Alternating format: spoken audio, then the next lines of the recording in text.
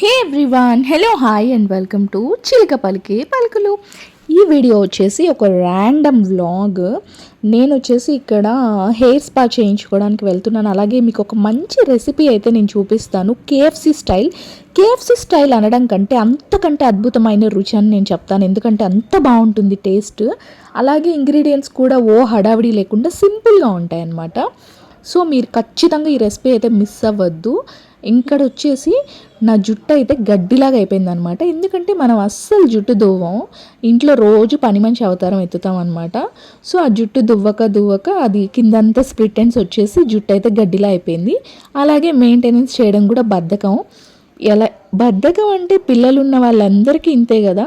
ఎంత self pampering చేసుకుందామన్న time ఉండదు. So మా క్లబ్ హౌస్లోనే సెలూన్ ఉందన్నమాట. ఇప్పుడైతే నేను సెలూన్కి వెళ్తున్నాను. ముందు చూసారు కదా స్విమ్మింగ్ పూల్ అయితే ఎంత అందంగా ఉందో.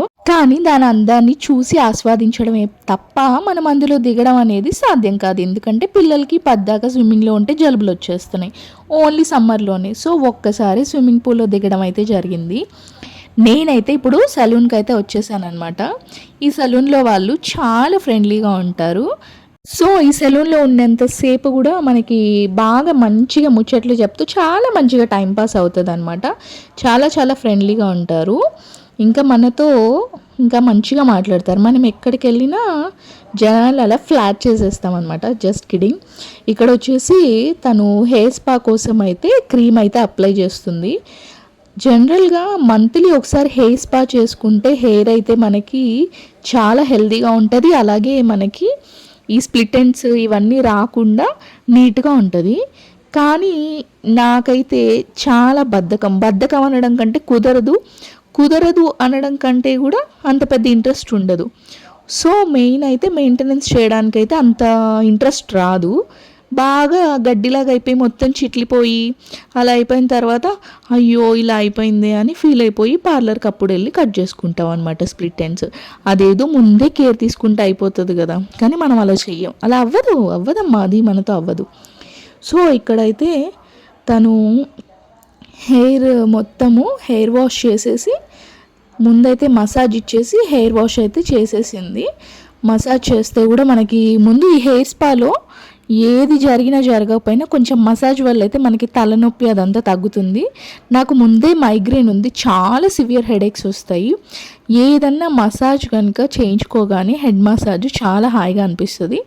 సో నెక్స్ట్ అయితే ఇక్కడ హెయిర్ వాష్ చేసేసి మళ్ళీ హెయిర్ డ్రై అయితే పెడుతున్నారు.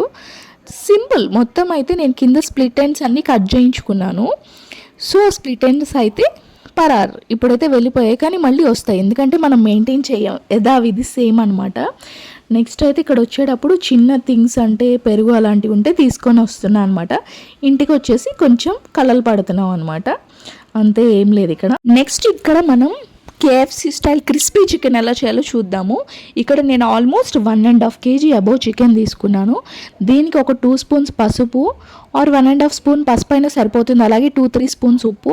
కారం వచ్చేసి ఆల్మోస్ట్ ఒక 6 స్పూన్స్ వేసుకున్నాను, ఎందుకంటే మేము చాలా స్పైస్ తక్కువ ఉన్న కారం తింటాము. అలాగే ఇక్కడ వచ్చేసి the king of the recipe అంటే ఈ మసాలా పౌడరే.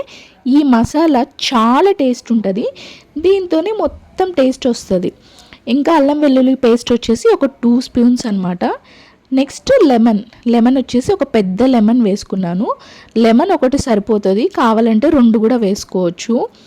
ఇంతే, చాలా సింపుల్ ఇంగ్రీడియంట్స్. ఉప్పు, పసుపు, కారం, అల్లం వెల్లుల్లి పేస్ట్, ఇంకా లెమన్. ఈ మసాలా పౌడర్ ఏంటంటే మన దగ్గర ఉన్న మసాలాలు ఉంటాయి కదా, spices, whole garam masala spices అన్నిటినీ ఫ్రై చేసి పౌడర్ చేసుకోవడమే. ఈ పౌడరు మనకి ఈ క్రిస్పీ చికెన్కి కానీ ఫిష్ ఫ్రైకి కానీ చాలా బాగా టేస్ట్ వస్తుంది. నేను ఒకసారి ఆ మసాలా రెసిపీ కూడా మీకు క్లియర్గా చూపిస్తాను. ఇవన్నీ బాగా కలిపేసుకోవాలి. మనము ఆల్రెడీ పీసెస్కి కూడా మనం ఏం చేయాలంటే ఘాట్లు పెట్టుకోవాలి, అప్పుడు దానిలోకి మసాలా అంతా చక్కగా వెళ్తుందన్నమాట. నెక్స్ట్ ఇక్కడ మ్యారినేషన్ చేసిన దాన్ని మెయిన్ ప్రాసెస్ మనం ఫ్రిడ్జ్లో పెట్టుకోవాలి.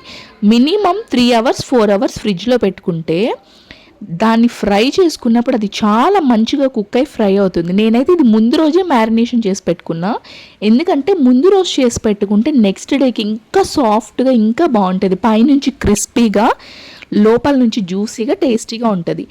నెక్స్ట్ నేను స్పాకి వెళ్ళొచ్చిన తర్వాత ఈవినింగ్ టైంలో ఈ చికెన్ అయితే తీసుకొని ఇంకా ఫ్రై చేయడానికి సిద్ధమయ్యానమాట. ఇప్పుడైతే మనం డీప్ ఫ్రైకి ఆయిల్ హీట్ చేసుకుందాం. మెయిన్గా డీప్ ఫ్రైకి ఐరన్ కడాయి అయితే చాలా బాగుంటుంది. డీప్ ఫ్రైస్కి నేను ఇక్కడ ఐరన్ కడాయిలో ఆయిల్ పెట్టేసుకున్నా. నెక్స్ట్ ఇక్కడ వచ్చేసి 1 కప్ మైదా, అలాగే 1 కప్ కార్న్ఫ్లోర్. అంతే, ఈ మైదా కార్న్ఫ్లోర్లో కూడా మనం ఏమి సాల్ట్, అదే ఉప్పు, కారం, మసాలాలు ఏం అవసరం లేదు. మనం ఏమైతే మసాలాలు వేసామో అవి సరిపోతాయి, బస్ అంతే. నెక్స్ట్ వచ్చేసి మనము ఏదైతే మ్యారినేషన్ చేసుకున్నామో ఈ చికెన్ని బాగా కోట్ చేసుకోవాలన్నమాట. ఈ మైదా కార్న్ఫ్లోర్లో కోట్ చేసుకున్న దాన్ని బాగా విదిలించుకోవాలి. బాగా విదిలించుకుంటే ఏంటంటే మనకి ఏం ఎక్స్ట్రాస్ లేకుండా మంచిగా ఉంటుంది. అలా మనం అన్ని పీసెస్ చేసుకోవాలి. ఇక్కడ నేను hot and crispy chicken wings, అలాగే నార్మల్ చికెన్ వింగ్స్ అన్నీ నేను ఏం చేస్తానంటే, ఎప్పుడు చికెన్ తెప్పించినా కూడా మేము ఏం చేస్తాము, అన్ని టైప్స్ ఆఫ్ పీసెస్ని కట్ చేయించుకుంటాము. అన్ని పీసెస్ని ఇలా మ్యారినేట్ చేసి పెట్టుకొని 1 వీక్లో డైలీ ఒక్కొక్క టైప్ చికెన్ అయితే పిల్లలైనా మనమైనా తింటే చాలా టేస్టీగా ఉంటుంది. ఫ్రిడ్జ్లో ఇది ఒక 3 days 4 days కూడా పెట్టుకోవచ్చు. ఫ్రీజర్లో అయితే ఇంకా మంచిగా కూడా ఉంటుంది, మీకు పాడవుతుంది అన్న డౌట్ ఉంటే. సో ఇక్కడ మనం బాగా కోట్ చేసుకొని డస్ట్ చేసుకున్న చికెన్ పీసెస్ని అయితే ఆయిల్లో వేయాలి. ఇక్కడ మెయిన్ థింగ్ ఏంటంటే ఫ్లేమ్ చూసారా, మనకి చాలా మీడియంలో ఉండాలి. సిమ్ కంటే కొంచెం ఎక్కువ మాత్రమే ఉండాలి. అప్పుడు మాత్రమే ఈ పెద్ద పీసెస్ స్లోగా బాగా మంచిగా కుక్ అవుతాయి. మనకి ఏవైతే పాప్కార్న్ పీసెస్ ఉంటాయి కదా, చిన్న పీసెస్, అవైతే హై ఫ్లేమ్లో ఫాస్ట్గా 5-10 minutesలో ఫ్రై అయిపోతాయి. బట్ ఈ పీసెస్ ఏంటంటే ఖచ్చితంగా మీడియం ఫ్లేమ్లోనే ఫ్రై అవ్వాలి. మీడియం ఫ్లేమ్లో ఫ్రై అయితే మాత్రమే లోపలంతా మంచిగా కుక్ అవుతాయి అన్నమాట.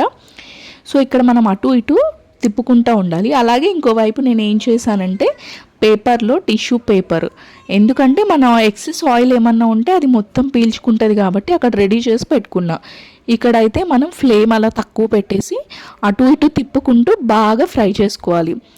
చాలా సింపుల్, ఎవరైనా చేసేయచ్చు. మనకి బ్యాచులర్స్ కూడా ఈ రెసిపీ చేసుకోవచ్చు. ఇంత ఈజీనా అనుకుంటారు. మనం పాప్కార్న్ అయినా ఏదైనా సేమ్, ఏ పీసెస్ అయినా సరే సేమ్ ప్రాసెస్లో చేసుకోవచ్చు. ఇంగ్రీడియంట్స్ చాలా తక్కువ, టైం కూడా మనకి చాలా తక్కువనే పడుతుంది. పాప్కార్న్ ఆ పీసెస్ అయితే, ఇవైతే జస్ట్ ఇంకో 10-15 minutes ఎక్స్ట్రా పడుతుంది, ఎందుకంటే స్లో ఫ్లేమ్ మీద కుక్ చేసుకుంటాం కాబట్టి. సో ఇక్కడైతే చూసారా, ఇలా బాగా మనం స్లో ఫ్లేమ్లో కనుక పెట్టుకుంటే మంచిగా బయట నుంచి క్రిస్పీగా, లోపల నుంచి జ్యూసీగా, మంచిగా టేస్టీగా ఇక్కడైతే ఫ్రై అయిపోయినాయి. చూసారా ఎంత బాగా ఫ్రై అయిపోయినాయో, చాలా చాలా బాగుంటుంది దీని టేస్ట్.